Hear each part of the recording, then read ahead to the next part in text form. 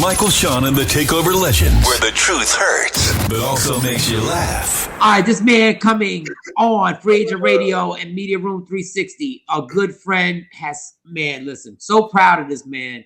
Radio veteran, started in radio. He might have started before I actually started.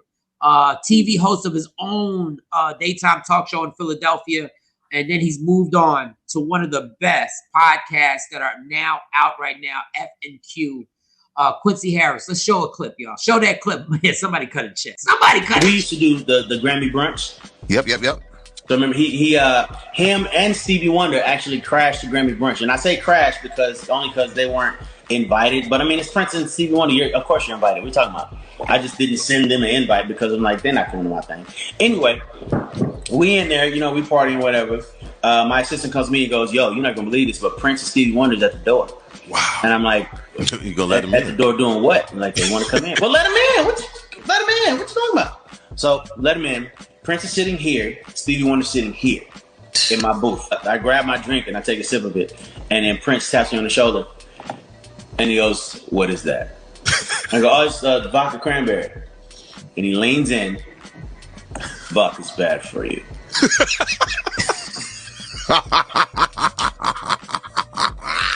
Yo. Yeah!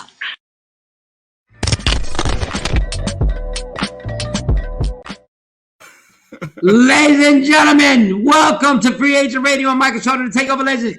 Quincy Harris, what's good, Quincy? What up? What's up, Mike? What's up, Jay? What's up, Cam? How y'all doing, man? What up, boy? We needed you. Quincy, we needed you because this has been a serious show. Okay. And I'm exhausted. I just want to play now. I just want to play. Let's play. I just want to play because I'm exhausted. Like these dudes right here, Cam and Jay Black are literally trying to tell me if they offered us $50 million to buy Free Agent Radio, right? Mm-hmm. And our streaming partners, Media Room 360. So we added it's $80 million that they offered us. These mother over here talking about, well, we'd have to negotiate because after taxes, we just can't take that money. Quincy, I said this noise right here is me tapping the mic. That would be me tapping out. I'm gone. All right, I'll see y'all later. See, Quincy knows the grind. Right, I want no parts. I want 50? No parts. 50? All right, I'm just sorry, because I know y'all talking about, no, but go. All right, let's say, after taxes, it's 25 million. All right, and then you got to pay somebody 5 million. So it's 20 divided by 3, right? Around my way, that's like retirement. I don't even need to do the math. We could do 6 million a piece. We could do 5 million a piece. Like, do you look at? I'm just thinking about my expenses right now.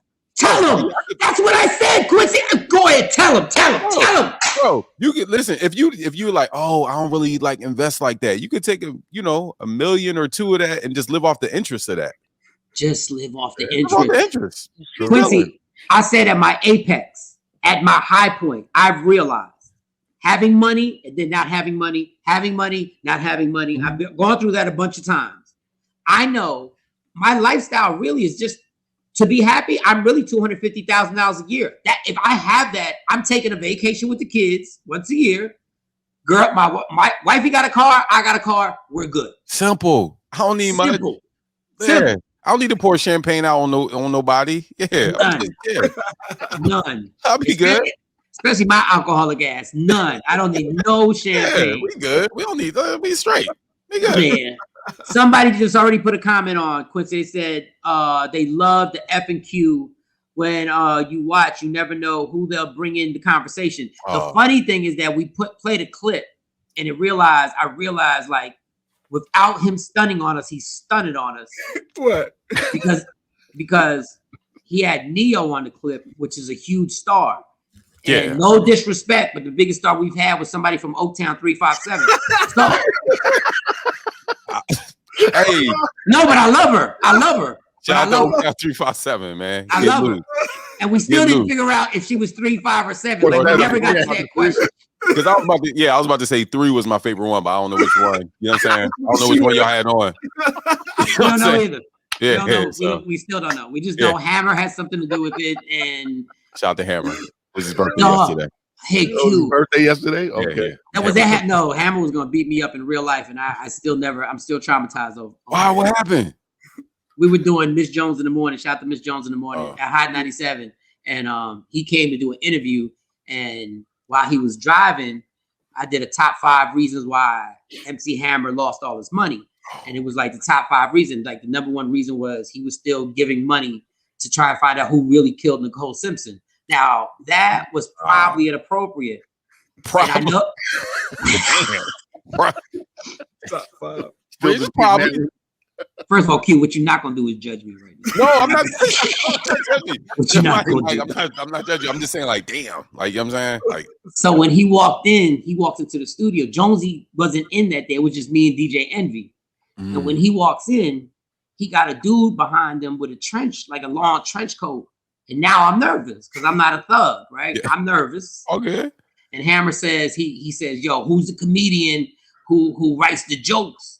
And Envy and the other guy, Shawnee Culture, thought he was playing. So they just pointed at me. They was like, right there. That's the comedian right there. He was top 5. So he stood over me. And I didn't know what Hammer's life was about. I didn't know that Oakland stuff. I just knew he wore pants and he danced. That's all I knew. Yeah, he put his whole hood on. And he said, I see 3 easy knockouts. Ooh. And then we counted because we were still being clowns. We counted. We was like 1, 2. Oh, you talking about us? There's only 3 of us in here. Right. So the only person in the studio who's about their life, when I talk about has connects, is Envy. So I knew DJ Envy always had. So now I'm getting nervous, but I'm trying to play the whole thing off. So we're going back and forth. I'm like, yo, Hammer, why are you taking this so crazy? Like you created this situation. Like Arsenio, Living Color, they all made fun of you. Like, I'm just doing what a comedian would do. He's like, yeah, but I'm not cool with you and all this other stuff. So we're going back and forth. And the guy's still sitting in the corner with the stupid ass trench coat on. And I'm sitting there going like, I'm not dying. I'm not going to die today. This is not going to happen. So then, doing radio, as long as you did it, the awkward moment is when you go to commercial. Oh my goodness. Because now it's about to get real. Now you just looking at the papers, you checking the log. Like, I don't know about the log. It's the commercial log, y'all. So you just check the commercials. You like 45, 16. Yes, my 45. Dude. Yeah. Okay, so now the commercial comes and we're at break and we're all on our phones. So now in Hammer's mind, he started realizing I am in New York. What are they doing?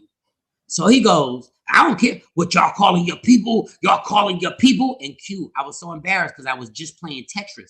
All I was doing was playing. Yeah, you was just putting the blocks together. I was just putting the blocks together. I feel you. So now I'm looking at Envy and I'm thinking to myself, I hope he is calling somebody because I know I'm not calling nobody. Oh. So they had to get him. They had the program director at the time, Ebro, came in, and he's from Oakland, Sacramento, that area, I guess around there, whatever. And they had, so he dragged them out of there. So my MC Hammer experience, and I was like, dog, I really, because I know my life. Like I've put some embarrassing moments, and at that moment, now we all know Hammer is about that. Like now we know. Now we the documentaries have come out. Everybody's spoken out. The E40s of the world, and everybody has said, Hammer is really like that. Mm-hmm. But at that moment, I was like, let me tell you how I'm never going to live down if I get beat the hell up by MC Hammer. We can't have that, bro. Like, I mean, not saying I don't know if Hammer's listening. Never mind. I'm gonna just shut up. I'm not going. He may take it the wrong way. If Hammer is listening, listen, man. Listen, I don't want no problems with you. We love you, Hammer. Like, you know what? I want to apologize for the disrespect that we did in music because I'm originally from New York. So when anybody came out, like I went through a period in my life, Quincy. I don't know if it was because you were from Philly, but I went through a period in my life that if the rapper wasn't from New York, I didn't listen to you. Yeah, that's a New York thing. Yeah. I hated everything, but New York was like the center of the world, the universe. Yeah. Mm-hmm. I didn't listen to NWA until I was in somebody's car. Wow. Like when the video would come on, I would change it. On MTV Raps, I would check. That's how I was brainwashed for real, Quincy. Like I would not F with anything. So I was in the car and I'm not a weed smoker, but I happened to be in this car and I was smoking weed. And he had this. Hold on. You said I'm not a weed smoker, but I happen to be in this car smoking weed. I just happened to be that day. That night I was in the car and I did it. Okay. So we were in this car that had a crazy system. And the first actual song I ever heard was Straight Outta Compton. Mm. And when I heard it, I was like, I literally said, yo, who is this? And they were like NWA. And that was the first time. And that's when I went the breakthrough. I was like, yo, you are so close-minded. Like, like I had to open up. Okay, I told you that long story. Just sorry, because I know you're hip hop. I know how hip hop you are, and I know how much you love the culture and the music. But let's get all right. F and Q. Yes. First of all, you started on radio at Power 99 in Philadelphia. Yup, 1997. 1997. But I don't think I got on the radio until like 98, 99. But yeah. But I was there 97. So you get with a DJ named Cosmic Kev. For those who don't know, legendary status, still in Philly right now doing this thing, Cosmic Kev. And y'all are part of the show called The Come Up Show. Yeah, we did the Come Up Show. Originally it was a guy named Joe Young. And Joe Young I think Joe Young actually found the Roots back in the day. And him and Kev had a radio show on WKDU. So then Kobe Cole had, what's that show? Radioactive. Yeah. He left to do the night show, and then Cosmic Kev took over with Joe Young, and then it went Joe Young left, and then it was Wongus, and then it was me and Wongus hosting. Right. Then Wongus left, and then me and Kev got together, and it was crazy when I started hosting the show. That was when everybody new came out. All these legends that we know of today, like Kanye West, the 50 Cents, the Fabulous, the State Properties, all of these guys started coming up. So we just happened to be in the middle of that, like the biggest part of hip hop at that time. So yeah. So when I'm listening to y'all, it's the first show that I'm actually respecting because once again, I'm New York brainwashed. I'm not mad at that. I love New York, and I know what it is. So I'm like, yo, these cats is really doing okay. This is a real show. Like this is like hip hop for real. Oh, thanks. So then I get on the radio and I get on the competing station, and I'm like, okay, there's Pooch and those guys are the hot boys over there, and Venom starts getting shot, and I'm trying to destroy them, and they're trying to destroy me, and they hate me, but you are ally to them, and I'm like, I want to hate you. I want to hate Cosmic Kev too. Like everybody's catching it, and then I meet him. The worst thing that ever happened is I meet you, and I'm like, oh, he's super cool. And I don't know if you remember this. I meet you out in LA. Oh, snap. What was running? I don't know what it was, but we're running around LA trying to get to a mansion party. Oh, there's something we were out there for, and we're running around like a bunch of little kids, and we can't get in the mansion party. We're in front of the mansion. Wow. And and me and you are giggling like two little girls. No disrespect to little girls. Yeah, we love little girls. We love no disrespect. I have daughters. Got it. We're giggling and laughing, and I'm almost feeling crazy. I'm like, well, ain't nobody gonna know me and Q was hanging out. We in LA. Ain't no social media back then. We go back to Philly, we're gonna hate each other again. So then we're there, and a Bentley comes. Now, mind you, nobody knew what a Bentley was. Yeah. And a legendary gang member, I don't know his name, so I don't want to be disrespectful. Okay. The trunk opens up, they take a wheelchair out, and I know exactly what you're talking. Yes. That was man. I don't want to just be saying gangsters' names, but I know exactly who you're talking about. Yes. So yes. So the gate opens up and everybody gets quiet. Like it went from rah to it went. Whoosh. I know exactly what you're talking about. Yeah. They roll him in. The gate opens up. Everybody backs up. He goes in. The gate closes back up, and we don't get in.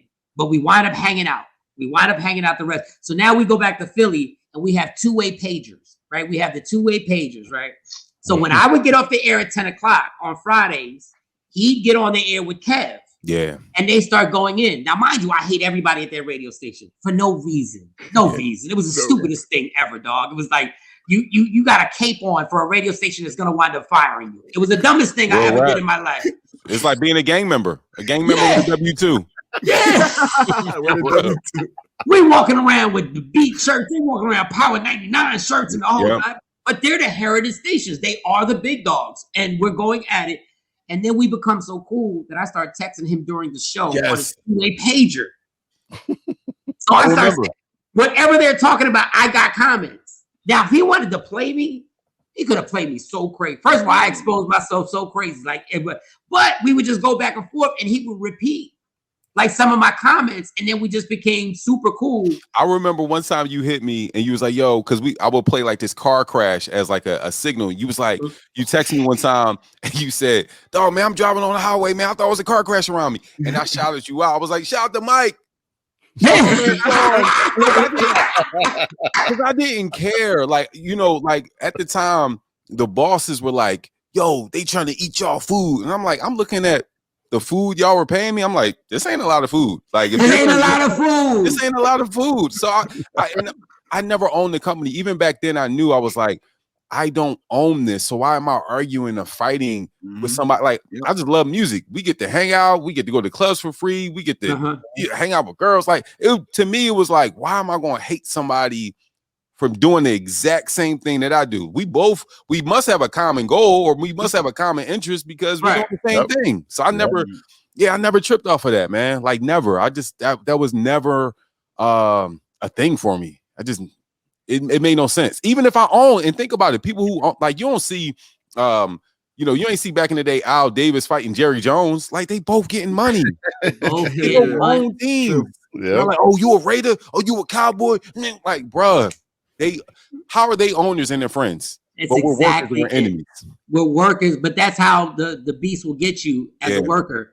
And but then and I always admire this, because I don't know, like, we all see each other make moves, and we heard it. Remember, y'all was so spoiled because social media makes it immediate. Social media makes it that if somebody makes a move, they got to post a move, and they're there. So I want to go to New York. You go to LA. Yeah. And you are with Big Boy. Yeah. And you get on one of the biggest shows in the country. You're with Big Boy. And first, let me get just a glimpse. You went to LA. I stayed in LA for a bunch of months when I was doing comedy. How was it to go out there? You're from Philly, and now you're living in LA, and you're on with Big Boy, and you're trying to find your space. Oh my gosh. So what a lot of people don't know is, like, it was 2007. I left Philly because I was like, man, my girlfriend at the time, she wasn't from Philly. So she's like, yo, you keep saying you want to leave. Like, why are you not leaving? I was like, ooh. Like, she's like, why are you not leaving? You keep, like, what's going on with you? I was like, right. So I was going to move in 2006.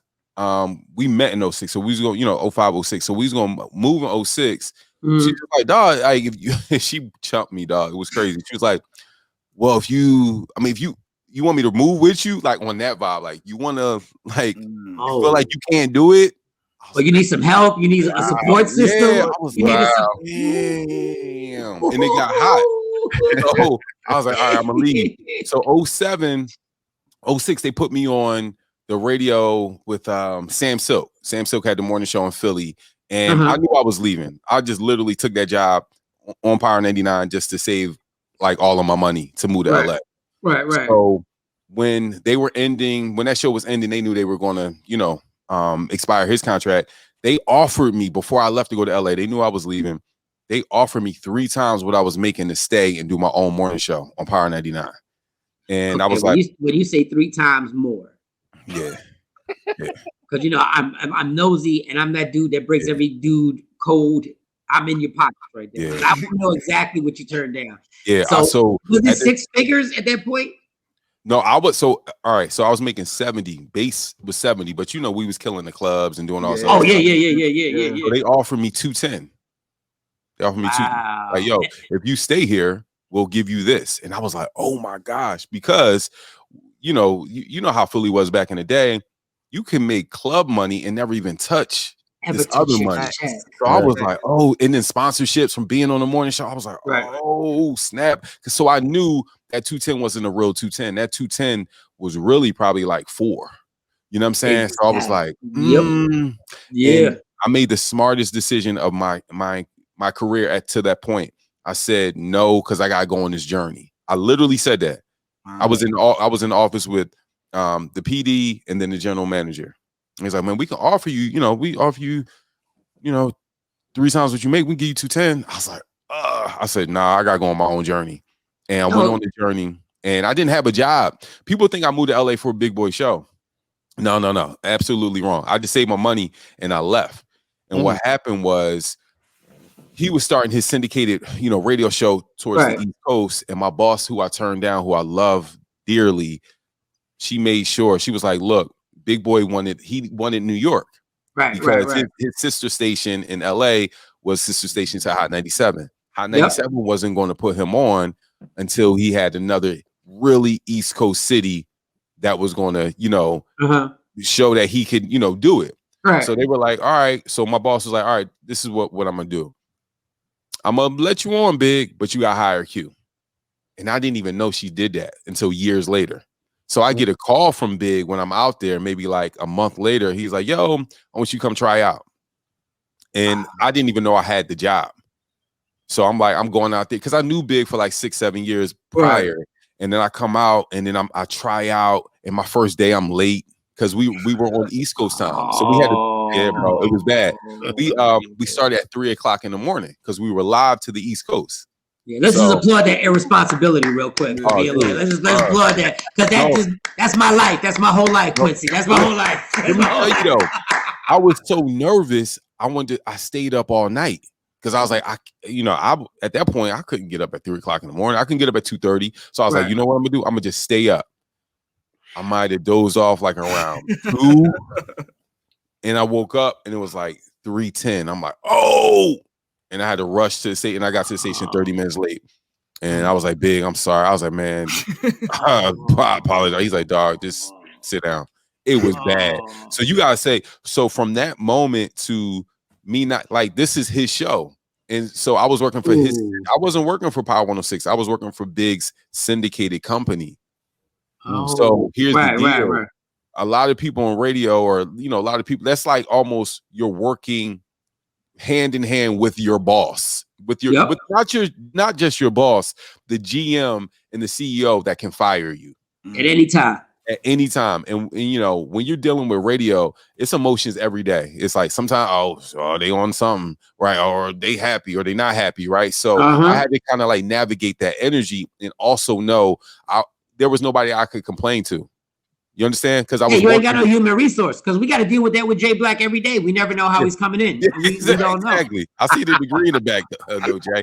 No, it was crazy. It was literally like I was here and I couldn't complain to nobody. Like, if you have a job, you can go complain to the boss, like, yo, such and such is tripping. He was HR, he was the CEO, he was the GM, and I had to navigate with his energy every day.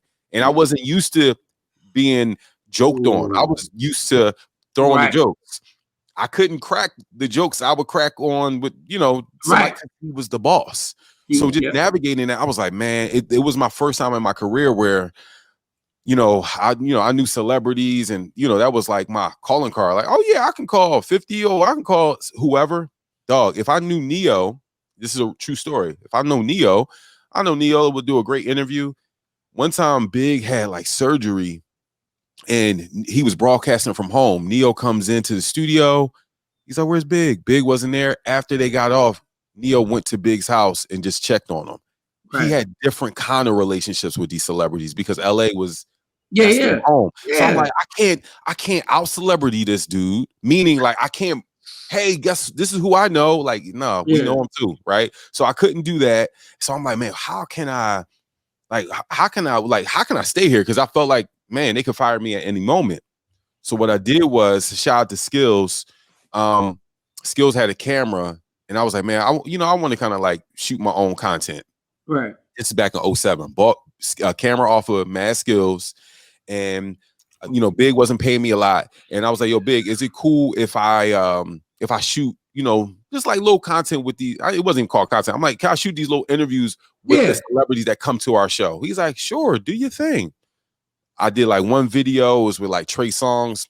At that time, viral was like World Star. I made it the World Star. Made it the World Star. Yep. And I did something with Rick Ross, made it the World Star. And then Big was like, yo, see you dope with the camera. Yo, we'll pay you extra. Could you like shoot the interviews when, people come in? I'm like, bet, I got you.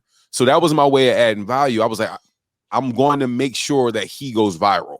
So what I did was I would shoot these videos for him. I would edit them and I would send them out to the blogs. At the time, Karen Civil had a blog. She was just a blogger. Karen Civil had a blog. It was This Is 50 and it was World Star. So I would just send it out to those people, build those relationships. And I got off on like, yo, I got Big's video viral. He saw me adding value to him. We did this thing called, I saw his relationships with people. I was like, dude, let's do something just for content. Let's just, when artists come in, let's remake a video with them. Right. So we had one with Diddy. We remade the video that went viral. We did one with Chris Brown. We did one like Neo. All this stuff starts going viral. So all my ideas, I'm producing, not even knowing I'm producing. Yeah, you're producing, yeah. Yep. I'm just trying to keep my job. You know what I'm saying? So I was damn near like the digital content person for the show and also a co-host. So like, dude, it got to a point where, man, I knew what it was. Never outshine the master. Yo, cats come in. I would text them, yo, ask Jeezy this, ask such and such this, because I was really, really in the culture. Right. You know what I mean? Your questions are still, you're in your, I'm assuming you're still in your 20s. No, yeah. I'm like late 20s. And now you're deep in the culture. Yeah. And your initiative has always been crazy. Like you have initiative where you decide you're going down a certain path. Yeah. So now when you're with Big Boy, it all seems to be working out, but then you bring it back to Philly. Yeah. Well, I didn't want to. I'm gonna be real. So at that point, it got to the point where Big hit me one because I'm just adding value. I'm just trying to add value. Yeah. Whatever, right? Mm-hmm. And one day he's like, Q, man, I see you work. I did this thing called 30 interviews in 30 days. I went around LA, interviewed like all these different stars. And Big is seeing this stuff. He's like, Q, man, you work hard. You always showing love. Like, what other things are you working on? And I was like, man, my boy has a movie script. I would love to produce it. And he was like, let me see the script. I sent him the script.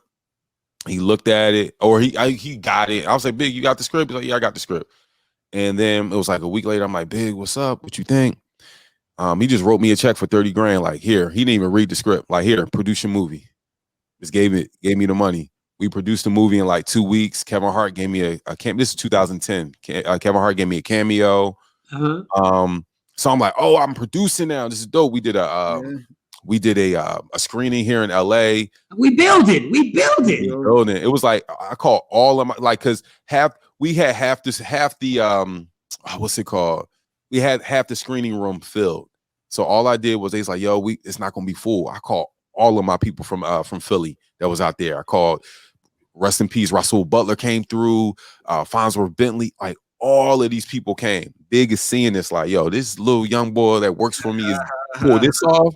The next day he came to me, he was like, yo, I got an idea for a TV show pilot. And we lost you, Q. I'm right here. Oh, there you go. Go ahead. He was like, yeah, I was like, yo, I got an idea for a TV show pilot. Okay, and now he was we're like, talking. Yeah. He was like, can you think you can produce it? Sure. Gave me the budget, knocked it out. We had Jimmy Kimmel in it. We had Snoop. We had Jamie Foxx. Okay. And Wilmer Valderrama. Produced this whole thing. Ran the whole thing. And at the time, we just had my girlfriend who I was telling you about, who chumped me, became my wife. Yeah. And we had our first son. And she was like, man, wouldn't it be cool to go back to Philly? I'm like, what? No. I just go back to Philly. Yeah, I'm like, what? Why? I'm like, yo, you're crazy. Like, why would I want to go back to Philly? I'm like, yo, shout out to Philly, love them. No, you know what I'm saying? Like, it took me.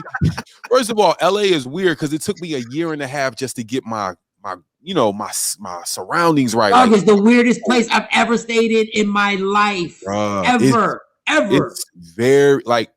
That was my real college. It was because it was I was around people who didn't care, right? They don't know who I was. They didn't care who I was. Like, it wasn't no, yo, what's up, Q? LA is not this big town that you just run into people. Like, when you run into people, you see is like, oh my gosh, I ran into somebody. Like, you don't run into people like that. And then even working with Big, I was just getting like started. I'm like, yo, this is probably like in a 4-year mark. He trusts me. Stay in that screening. You got me. Oh, the screening. So you bring everybody in. What is the result? What happens? People are going crazy over the movie. The movie does well. People are laughing. You know, it was crazy. Big sees that. Oh, this young boy is not just. I see what he can pull off. I didn't think it was. He in his mind, man. Q has produced so much for me, right? Like, you know, I've gotten so much money off this dude's talent.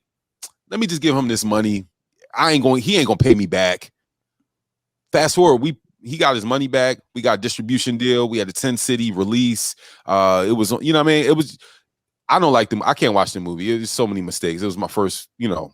I've been there. I got a movie that I don't even promote that's on stream. Yeah. I don't want anybody, but I'm great in it. But so like, you know, through that, I'll start producing stuff with Big. We're like rolling. We're thinking about doing some bigger stuff. My wife was like, yo, wouldn't you want to move back to Philly? I'm like, no, why? Like, we just getting started. Like, I'm like, yo, you get to go to Malibu any day you want. What are you talking about? Like, no, let's stay out here. Yeah, the Liberty Bell's broken. It's not there. I know. Like, I was going through it. I was going through it because I didn't have my own platform. Even though I was working with Big and I was doing some more producing, she was like, yo, like, you know, wouldn't it be? I'm like, no. So we came back to Philly right shortly after we had our first son. Wait, Q. Whoa. Oh, for a visit. Oh, for a visit. I thought that was the decision. No. Visit. Okay. We came back for a visit. We come to Lady B's like 30th anniversary show. Okay. And it's hosted by Radio 1. So everybody Radio 1, they coming up to me like, hey, Elroy's like, hey, Elroy's the program director at the time. Hey, how you doing? I'm like, I'm doing good. He's like, man, would you think about coming back to Philadelphia? I'm like, that's exactly his tight shirt ass. I'm like, I never so I'm like, nah. And then everybody's hitting me with it. I'm like, nah, I'm cool. But nah, it's good. It was good seeing y'all though. Yeah. Like, nah, I'm good. Go back to LA, get a call from Kobe Cole. He's like, yo, got this opportunity. What you want to do? I said, bro, I'm good. I tell my wife, she's like, why would you do that? We staying out here. I'm like, dog, no, thank you. Did she not like it? And you don't have to answer this because you know that's your wife and that's your family. So no. You know, personal. Did she not like it in LA? Was it something that was just like she felt lonely, like she didn't have her family around her or something? So my wife is from Virginia. She thought moving back to Philly, we would be closer to family to help raise this kid. Right. Okay. Anytime you have your first kid, you know, people think like, oh my God, I need help. It's like, no, you need sunshine. You need to stay in LA. Anyway, Kobe calls me. I say no. And then I'm talking to all these people. I talked to Kevin Hart. I'm like, yeah, what you think I should do? He's like, man, no, stay here. I was like, you're right. And then I talked to some more other people, and I'll never forget. Talked to I'm not name dropping. I'm just trying to spice up. No, but I love the name dropping because I use Kevin Hart when everything else fails. Yeah. I use Kevin Hart. Like when everything else, when I'm doing a story on an interview and it's not that your story's great, but when my story's not going well, I just drop Kevin Hart. Now I even drop Mike Blackson. Now I just drop Mike Blackson. I just drop them all in there. Yeah, it's just listen. I'm just thinking of the PPM meter. Yeah, of course. Yeah. So I called Tyrese, and you know we were cool, and I called him. Oh, let's clap it up for this. This is getting outrageous now. Wait a second. Hold up. This son of a. Wait a second. So I called my good friend Tyrese, right? I was like, and I said, Ty, man, what should I do, man? And he was like, you know, first of all, I can't hear you over all of these women. Hold on, let me. No, I called Tyrese, and he was like, yo, dog, you need your own platform, bro. You need your own platform. Like, what are you doing? Like, you need, like, yeah, you can stay in LA, but like, how are you going to grow being under another person? I was like, damn.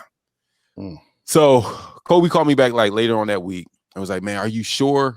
And I was like, I'm like, all right, yeah, man, I'll take it. And I was pissed. And we came back. This was October of 2011. 2011, yeah. October 2011. I was pissed. I did not want to move back here. Look. We missed this, you know what I mean? Like we missed winters. Like even, you know, 07, 08 was like the time of this, you know, financial crisis. We didn't feel none of that. We didn't feel none of that. Like being in LA is just not saying I was rich. I'm just saying like, but you were good. Not even I was good. You're around so much wealth that it don't feel like. I know if I needed some real money, I could just, hey, big, or whoever. Like, it's not. I wasn't tripping. But so coming back home, you felt all of that. But Quincy, let me just say this real quick. There's a difference between getting on the flight to go to LA. Yeah. Because your mind is like, I'm going to the journey. Yeah. There's a big difference in getting on that flight coming back to Philly. Oh, and Philly is like my second home. Like Philly, if it wasn't for Philly, I would have no radio career. Yeah. So when you're coming back on that flight, in your mind, you really feel like you're going backwards. Oh, I felt disgusted, defeated. I mean, all of those D words, disappointed, damned, damned, you know, disturbed. Yeah, it was all the D words, all those D words, bro. It was on demand. You felt on the. No, that didn't make any sense. On demand. No. I felt on demand. The range. It was crazy. I was like, what am I doing? I felt Dante Wilder. I don't know why. I felt very Dante Wilder. Delonte West. Delonte West. I'm saying, damn. I was pissed, yo. And it was crazy. So we come back and we came just in time for the best part of the year. Like, it was wintertime. And I'm like, I haven't felt this. I had to go buy coats. Oh man. So it was tough. It was tough on my marriage because I was miserable. And you got to remember, you know, going back to Philly, you know, I left, I was 28. I came back, I was 32. So, you know, I came back, I was married. I came back, I had a kid. Yeah. I'm coming back to the radio station. I'm not the youngest guy at the radio station anymore. You got people like DJ Damage, like, I listened to you when I was 12. I'm like, no. DJ Damage kills me with that. And I love DJ Damage. I grew up on you. Dog, no, you didn't. No. I'm not even grown. What are you talking about? How you grow up on me? I'm still 26. That's how you, and it got to a point where I'm like, oh my gosh, what the hell is going on? Because not only did I come back, I came back and I felt older.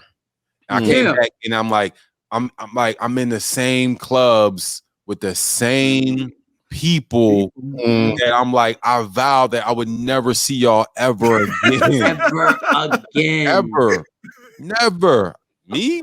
No, that was high school. I'm not going back to 12th grade. That's how I felt. So I'm in the club and I'm like, I'm back at Chrome. Like, you're back at Chrome and you're on the microphone.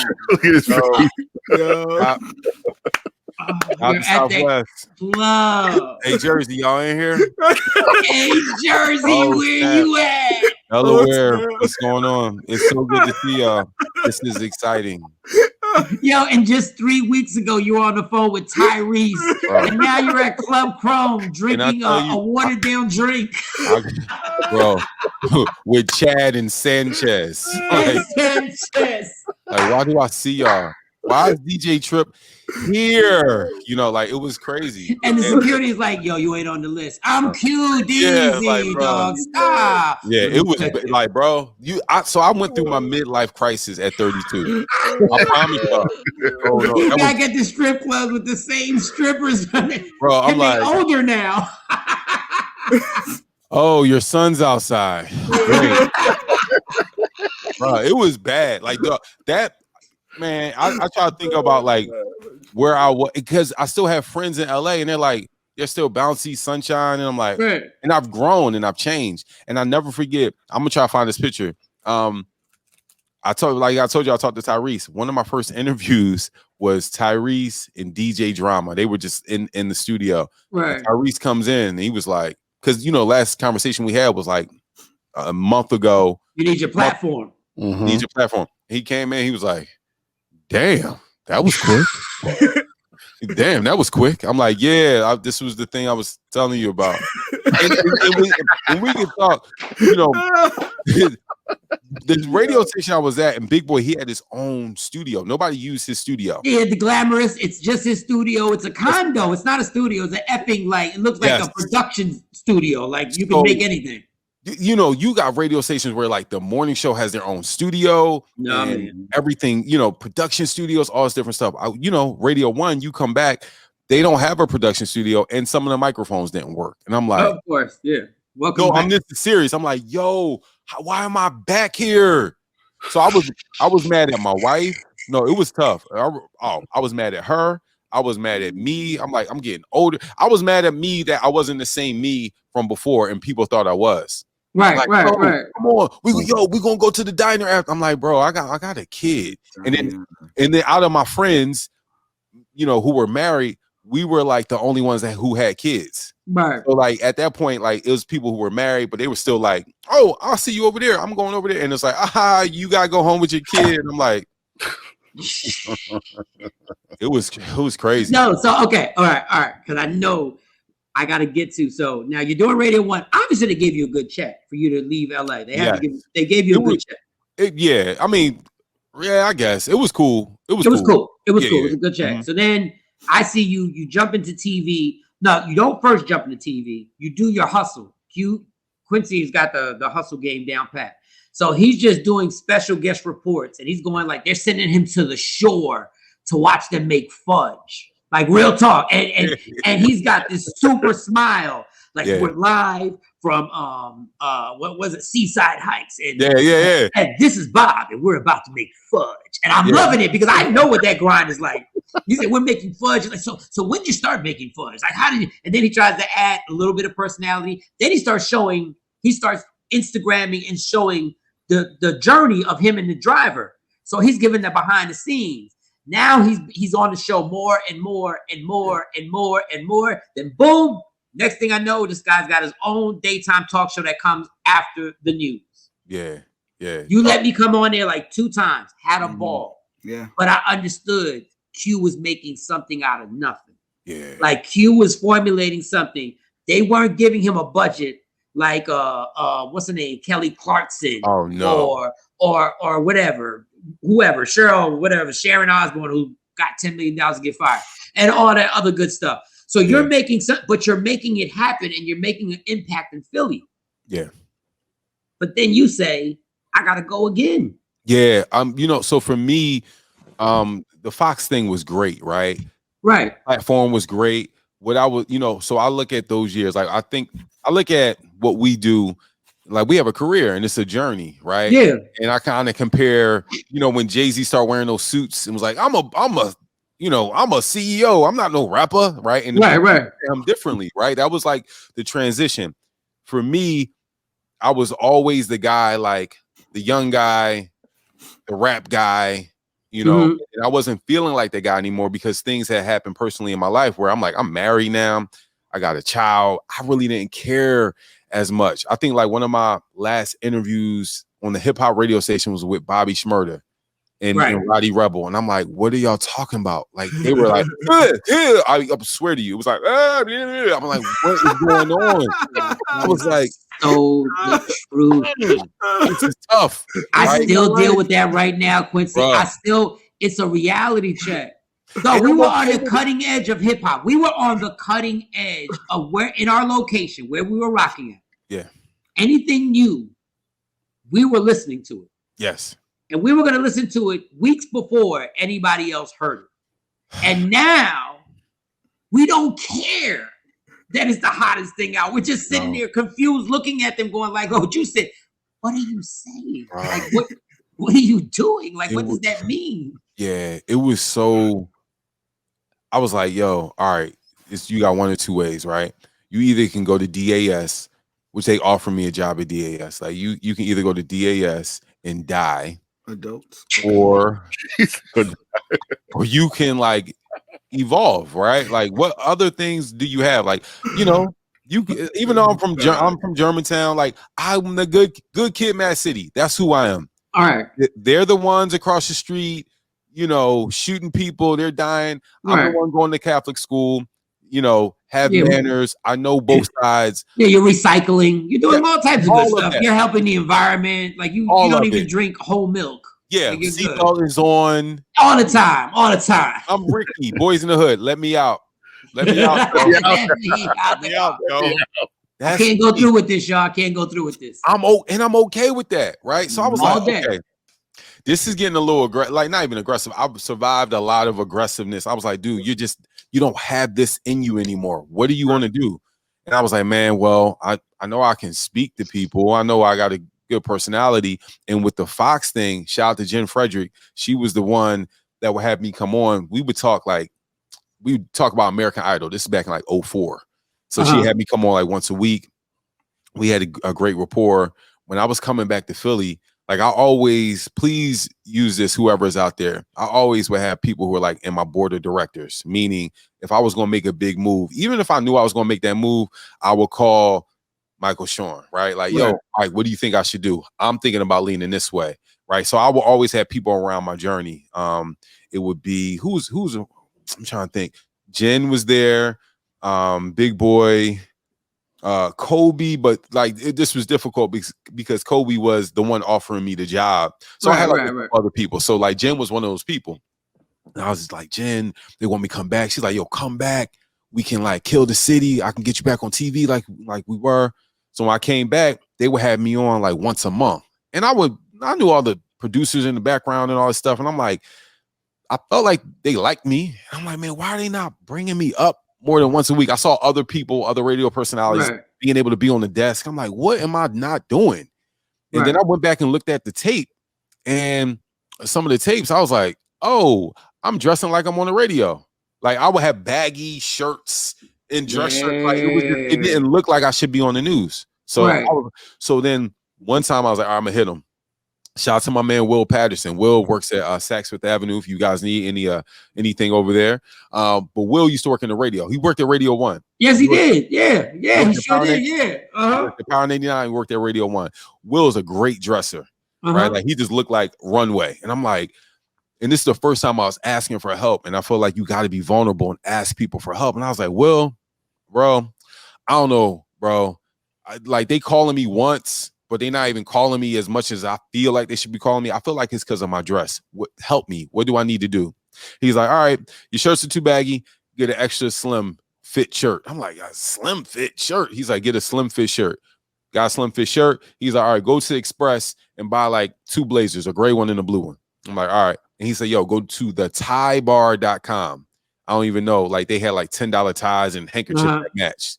Yep. So I'm like, all right, for like under $200, I was good, right? Next time they call me, I'm on the desk. I look like I belong. Yeah, because you were dressed like one of the people they would report a story on in the beginning. Like you were dressed like and in news, the bank was broken into by this man. You know what I'm saying? Like I was keeping it too, like I was keeping it too authentic, right? So they called me this one time, I never forget. They were like, oh, look at you. Oh my goodness. And we took a picture talking about social media. We took a picture and I did like an exaggerated anchorman pose. Like, go ahead. Like, but when I took the picture and people saw it, it was like, yo, you look like you belong there. You look like one of them. Wow. So then they start calling me more, and I'm just getting every time I'm coming, I'm bringing a personality because we can't have dead air in radio. So the same thing with TV. So you keep it moving. You're gonna keep it. You're gonna keep the conversation flowing, and the personality stays there 1,000%. Yeah. And now you're dressing the part, and then that leads to you getting the show. Then that leads to why when you've done amazing things because you turned down triple your salary to go to LA. Yeah. Now you have a talk show, and everybody from the outside is going, Q's killing it. Because now he has a talk show. He has a little radio studio that you're doing the radio show in too. You're doing the multimedia thing. I'm like, I'm actually getting a little jealous. I'm like, yo, he's right in Philly. I'm all the way in Dallas hustling right now. And God bless it. But I'm like, he's right home doing what he wants to do. And then at a certain point, before you jump, because we have to talk about the F&Q podcast, which is absolutely ridiculous. Thank you. With the reviews, and I know you're seeing the response and the show, but you have to leave this situation. This talk show on Fox, which everybody dreams about having, you have to leave. Why? Because I didn't own it. It got to a point where I was doing radio and TV, like you said. We had our third child. It was I was working extremely hard. And I never forget the first week I did radio and TV, and I was like, man, this is the goal. But I was like, no, this wasn't the goal this way, right? Like I wanted to do it when I had like you said, I didn't have big budgets on either one of those. So it was like a lot of stuff coming out of my pocket, a lot of my energy I needed to exert. I'm working with, certain people like, man, well, I want to be on TV too. I'm like, you don't even know this hustle that I just did to get here. Like, stop. Let's just stick to what we're doing, right? So it's a lot of that energy. And I got 3 sons, and my mom passed away she passed away 2017, right? Okay. So I'm doing TV. TV's not fun for me anymore. I'm trying to figure myself out. Radio comes back. I'm doing radio and TV. I'm like, yo, I'm making money, but how much money are they making off of me? And again, I saw a great man, and y'all know him. I saw a great man do a lot for the community here in Philly. He did a lot for radio and television. I mean, radio and Radio 1 in particular, and with E. Stephen Collins, right? Yeah. But his kids don't own the radio station, right? Yep. And he did so much, and he built so many bridges for so many people. And it's like, you can't, like, I can't give my kids shout outs. And I'm not saying E did that, right? I'm not. No, we get it. We get it. No, we understand. How much he's done for a particular company. And it's I need to have ownership. I've always been this type of person where, okay, let me figure out what this really is about. Radio TV is never about me, right? Radio and television is basically about the advertisers. So if you have a great relationship with the advertisers, they're going to pay more money, or they're going to pay money, consistent money to your employer. My thing is, when I went to Fox, I started understanding the money of it a little bit more, because this is the first show of its kind. Yeah. Right. They did news. You can't do live reads on news. You can do live reads on an entertainment talk show, though. So then people start coming in and telling you the budgets, like, oh man, we just made $100K off of it. I'm like, you're like, you raising your hand, like, I don't know if you should tell me that, honestly. What it did for me was I started piecing stuff together. Like, I start asking certain people and start piecing things together. I'm like, oh, I knew the roundabout how much they made. I never forget, we were in this meeting, and this head of sales came in and was like, oh man, we're making hand over fist on the queue. And then somebody else is like, no, it's no. No. He's sitting right here. No, Q, I understand your gripe. Man, that's the worst feeling, working on the last morning show I work with. So we go on there and they're like, we're in 15 markets. Then they come back. Yo, we're now in 27 markets. My check ain't changed. Now we're in 30 markets. My check is still the same. Come on, bro. Now it's to the point where when you bring up more markets, I'm getting pissed that I signed this ridiculous crime contract. So when we hit 50 markets and nothing has changed in my life financially, and I'm not saying it's all about money, it's about your worth. Yeah. I know what I'm bringing to the table. You know what you're doing that's making them get hand over fist money, and nothing's coming to you. So then you decide, I gotta go. Yeah, and I'll tell you this, and this is what I learned a long time ago. You don't, and I forget who I heard say this, but I get it. You don't get what you're worth, you get what you negotiate. Exactly. So my mind, I was like, okay, if I'm gonna stay here, I know what I'm gonna have to do, right? I'm gonna have to pay money to get Ubers for people and all this different stuff. I'm like, nah. When I was leaving, they called me like 4 or 5 times.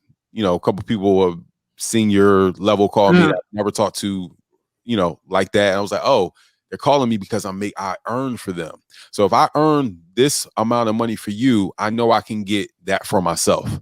And it's like, I want my kids to see, like, I never want to be a parent where I'm like, yo, you should do this, and I have nothing to prove or nothing to show you that I did the same thing that I'm telling you to do. So for me, I'm not having no more kids, but every kid I get a little bit more bold and a little bit more like, leaning on my talent. And I'm like, yo, we're not going to be here forever. Why not swing for the fences? Like, why not? So me leaving, and it's so crazy. I hear people hit me up on Instagram like, so you left? I'm like, yeah, I quit. But why? I'm like, bro, like, go back to your job, because I can't even explain to you in these text messages why. You know what I mean? Yep. That's exact. I can't tell you what my mentality. I can't. But if you not on my same wavelength, I can't do a seminar to get you to understand what you need because I can't tell you what you need. It all depends on what makes you happy. But did you try? Did you try, Q? Did you try to go and say, "Look, I'm not happy. I need to restructure this." At that point, it wasn't even about the money. At that point, it was like I'm lifting this by myself. I'm not even gonna say by myself. I'm lifting this a little bit, like with not a lot of help. I need to go. If I'm lifting this much, I can go do that on my own. Like if you're paying me this, I know I can make 10 times that. But you have to have a belief. You have to have a belief. And I tell people, and I tell my kids all the time, and I say this to them. I said, understand this and listen to me closely. You have to have an unreasonable belief in yourself. Like you have to have an unreasonable where everybody else thinks is unreasonable. Yeah. Like everybody else is going to tell you there's no way you should leave TV. Yeah. Everybody's going to tell you there's no way you should turn down a radio station said they pay you 3 times more. Yeah. Don't go to LA. You have to have that unreasonable belief in yourself that you like, oh, the sky is always the limit. Matter of fact, there is no limit. So when you leave, I'm like, I found out because I was going back and forth, and I'm like, yo, he's not on television no more. I'm hoping that it wasn't because they let you go. No, because that's the nature of this beast. Yeah. And then I see you do F and Q. Yeah. No, I mean, here's the thing. I'm at this point in my career where like I don't even care. I have nothing to prove to anybody. So if I got fired, I would let people know I got fired. Yeah. It just was like it was time to go. They wanted me to do another show, and I'm like, it was time to go. Right. The older I get, the more I know when it's time to go. I'm like, oh, this time, okay, it's time for me. I knew after my mom passed, it was time to go, but I was just grieving, and then I added more work on. Right. The thing with me and Fuzz, we started this, I want to say November. Me and Fuzz were talking like, me and Fuzzy from FAQ. Me and Fuzzy worked on Big Boy Show together. So me and Fuzz have known each other. We met in like 2000, 2001. And then we got really cool when I worked on the morning show. Like we went on vacation together with our girls and all this different stuff. Like he used to come over my house. I used to go over his house. We were friends that happened to work on a show. We met on Big Boy Show. So we've always kept a relationship going. He'll come to Philly. He was like the head of Capitol Records at a point. He'd come to Philly. He'll bring an artist, come to my crib. We hang out. Like that's my dude. So when he said to me, yo, let's do a podcast, I was like, oh, that makes sense. Because all we got to do is just talk. And, we're playing with it right now. Like, all right, sometimes we started on Instagram Live in December. Yeah. Yep. And then from Instagram Live, people are like, yo, you need to put on audio, put it on in the podcast format. So we've done, I think like 12 episodes on the podcast format, but Buzz knows everybody. I know a couple people, we call them, they come on the show. And like my whole thing with the show is I'm trying to monetize every one of my gifts. I know how to talk. I know how to do radio. Radio now is TV. I mean, radio now is podcast. My bad. Radio now is podcast. I can make money off of that. I know how to do that. Yeah. The stuff we doing on podcasts, they told us not to do on the radio. They told us all day not to do on the radio. All day. Too long. People want to hear. It's an audience that want to hear that. No, so now every one of my gifts, I'm monetizing. That's what it's about. And the podcast is amazing. And Fuzzy knows Fuzz. I didn't know this gentleman. And then I watched and I said, I know Q knows a lot of people. I just don't know how the hell Fuzz knows every single body on earth. Like I didn't know. Like Fuzz can he knows the 6th apostle. Jay don't know about the apostles. Every time I do an apostle joke, Jay goes, who are the apostles and when do they drop their next album? Like, it's always the same thing with that. But the show is so great because when you have conversations, like Fuzz, like I'm like, how does he know this gangster? Yeah. How does he know the dude that did this and did that? And you guys have a good chemistry together. And I love the fact you said that what we're doing is what they told us not to do on the radio. And I told these cats on the radio all day. I said, your morning show, and I'll just go back. This is my personal little grief that I've always had and beef I had. I said, your morning show ain't popping unless the music is an interruption. And program directors hated to hear that. Yeah, I said they got paid. They got paid off the music. I said if people ain't mad that you play that next Drake song, then your talk break was whack. Yep. You know, and when you say that, and you say what we're doing now is what we've always wanted to do. Yeah. Like I know I know your vibe. What we always wanted to do is create, entertain, be compelling, and if you want me to be serious, I can be there too. Yep. And that's what people are watching all day now, all day long. That's why we got this format going on. And I thank you so much for taking time out to actually do this. What's next? And I hate to ask that typical question, but my thing is, I'm nosy and I know you, and I'm like, there's something next. Yeah, I mean, for me, it's less about employment and more about collaboration. Like, I don't want to have the employer-employee unless I'm the employer. Right. Moving forward. Ownership. That's number one. Number two, I'm trying to monetize every gift that I have, right? Like we do this, right? And you know, back in the day, people were like, "Oh, you're not on that no more." That's kind of, no, go monetize what your gift is, right? Everybody's doing media, right? So it's producing. I'm producing some great things out in LA. I'm producing. I have like 3 courses out right now. Well, 2 courses out right now. We have a webinar tonight. Y'all can go to soloacademy.com and check that out, or just go to my Instagram. I've linked with E.T. the Hip Hop Preacher. One of my saw that. We about to roll out a course. Like dude, I'm gonna tell y'all this. Our talent, and I say this to everybody. I just had this conversation with one of my homies yesterday. I'm like, yo, our talent we have been in the hardest part of entertainment, right? Because we don't make millions of dollars, right? People think we make millions of dollars. We have to compete every day with other people that do what we do. The media is forever changing, and we got to forever change, right? So I just say this, but we got so much talent that can invade so many different industries. Like I told you, me and Mike had a conversation. I'm like, dude, you need to do a course and do this because you got it's so many different things. I'm gonna tell you, the one thing I had once I left Fox, it was like 6 weeks. It felt weird because I'm like, yo, I did it.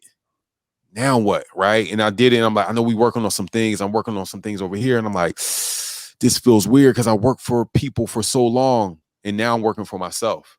So I gotta have the same energy I have for myself.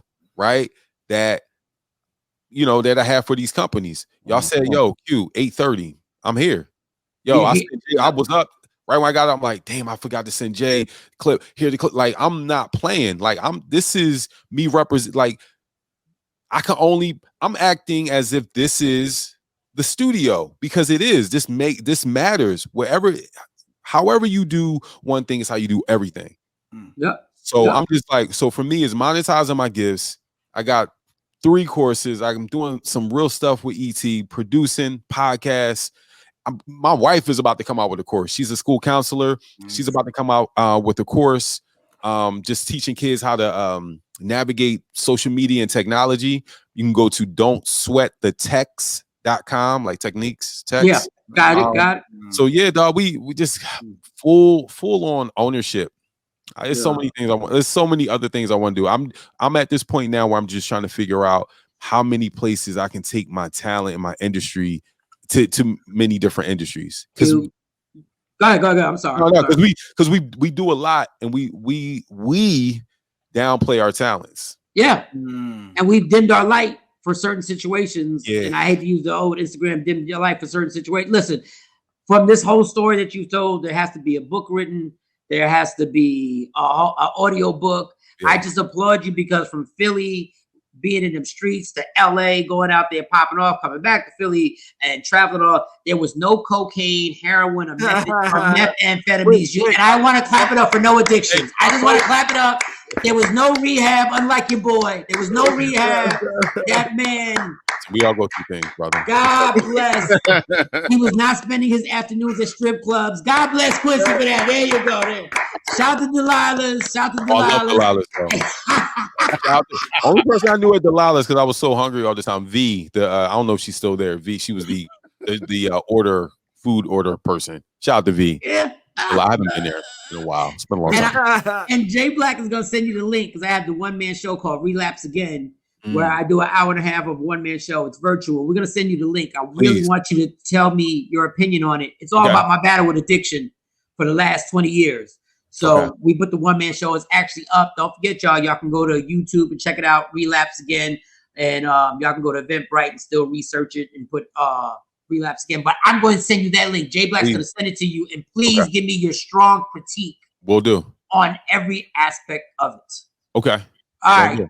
Quincy, God bless. We will obviously talk soon. Yes. And I'll talk to you. Quincy Harris. Ladies and gentlemen, Quincy Harris.